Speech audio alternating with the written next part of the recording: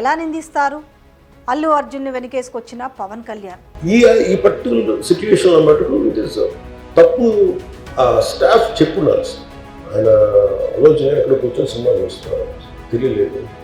Someone must be within the vicinity దగ్గరలో వాళ్ళకి తెలుసు. They must have address the issue. Telangana ప్రభుత్వాన్ని సాఫ్ట్గా వెళ్ళి ఉండొచ్చని కొంతమంది. సంధ్యా థియేటర్ ఘటనలో హీరో అల్లు అర్జున్ని ఒంటరి చేసినట్టుగా ఉందంటూ AP deputy CM Pawan Kalyan వ్యాఖ్యానించారు. విలేకరులతో చిట్చాటుగా మాట్లాడిన ఆయన ఆసక్తికర వ్యాఖ్యలు కూడా చేశారు.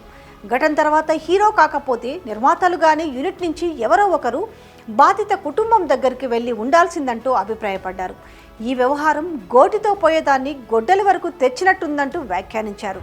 దీనికి ఏమి చేసి ఉండాల్సిందంటే గోటితో పోయేది గొడ్డలతో అంటే ఆ ముందే నెక్స్ట్ డే వాళ్ళ ఇంటికి వెళ్ళిపోయాడు.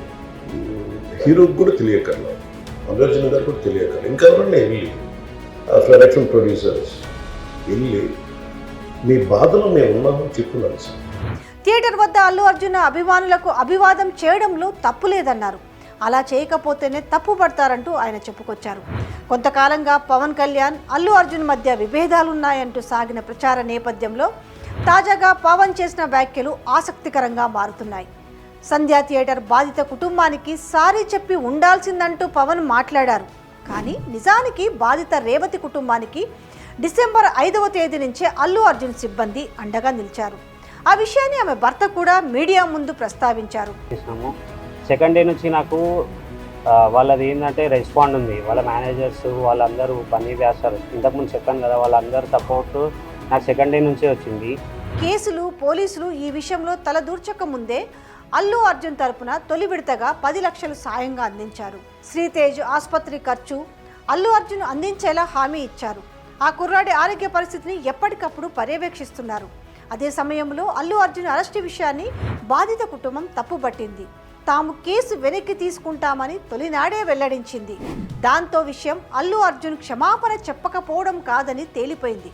అదే సమయంలో పవన్ కళ్యాణ్ చెప్పినట్టుగా థియేటర్ వద్దకు అభిమానులు వచ్చినప్పుడు మరింత భద్రతా ఏర్పాట్లు సదర్ థియేటర్ యాజమాన్యం చూడాలి.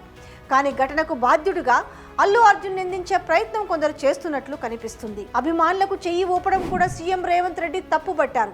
కానీ అలా అభివాదం చేయకపోతే హీరోని మరో రకంగా అర్థం చేసుకుంటారని సినీ హీరోగా తన అనుభవపూర్వక అంశాన్ని పవన్ ప్రస్తావించారు.